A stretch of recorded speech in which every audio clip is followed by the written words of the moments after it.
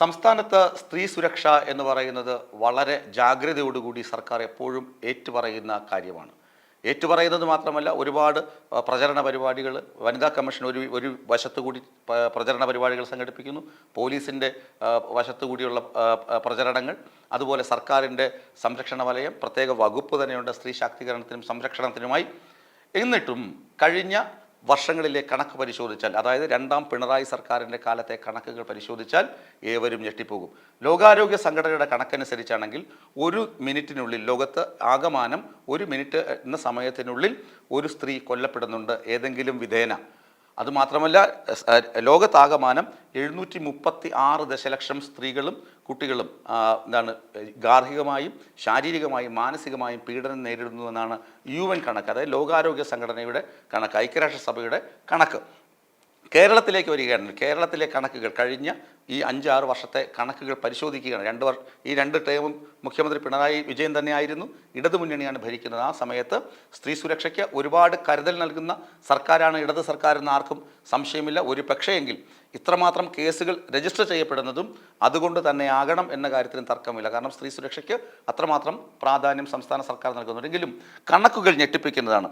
കഴിഞ്ഞ വർഷങ്ങളിലെ കണക്ക് 2024 മാത്രം കണക്ക് നോക്കുകയാണെങ്കിൽ ഗാർഹിക പീഡനം 4172 കേസുകളാണ് ഗാർഹിക പീഡനത്തിന് മാത്രമായി രജിസ്റ്റർ ചെയ്യപ്പെട്ടത് കേരള പോലീസിൽ. അത് സ്ത്രീധന പീഡനമാണെങ്കിലോ 3949 കേസുകളാണ് സ്ത്രീധന പീഡനത്തിനായി രജിസ്റ്റർ ചെയ്യപ്പെട്ടത്. സ്ത്രീധന പീഡനവുമായി ബന്ധപ്പെട്ട കൊലപാതകങ്ങൾ, മരണങ്ങൾ 3 മരണങ്ങൾ കേരളത്തിൽ റിപ്പോർട്ട് ചെയ്യപ്പെട്ടു. ഇനി തട്ടിക്കൊണ്ടുപോകൽ 111 തട്ടിക്കൊണ്ടുപോകൽ കേസുകൾ നടന്നു. അതുപോലെ തന്നെ സ്ത്രീ ആക്രമിക്കപ്പെടുന്നത് അല്ലെങ്കിൽ സ്ത്രീത്വത്തെ അപമാനിക്കപ്പെടുന്നത് അത് 3949 കേസുകൾ അതിലും രജിസ്റ്റർ ചെയ്യപ്പെട്ടിട്ടുണ്ട്. അതുപോലെ തന്നെ സ്ത്രീകളെ പൊതുസ്ഥലത്ത് ശല്യം ചെയ്യുന്ന കേസുകൾ 627 രജിസ്റ്റർ ചെയ്യപ്പെട്ടിട്ടുണ്ട് ഈ കഴിഞ്ഞ ഒരു വർഷം മാത്രം. ഇനി കഴിഞ്ഞ ഒരു വർഷം മാത്രം 22 കുട്ടികളാണ് കേരളത്തിൽ കൊല ചെയ്യപ്പെട്ടത്. അതുപോലെ തന്നെ ശൈശവ വിവാഹങ്ങൾ റിപ്പോർട്ട് ചെയ്യപ്പെട്ടു.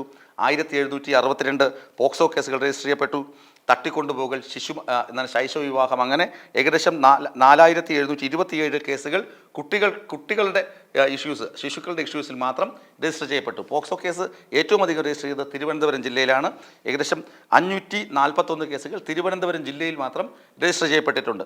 ഇനി മറ്റൊന്ന്, 2021 അതിക്രമങ്ങൾ, സ്ത്രീകൾക്ക് എതിരെ ഉണ്ടായ അതിക്രമങ്ങളുടെ കണക്ക് നോക്കുകയാണെങ്കിൽ 2021 16,199 ആയിരുന്നു.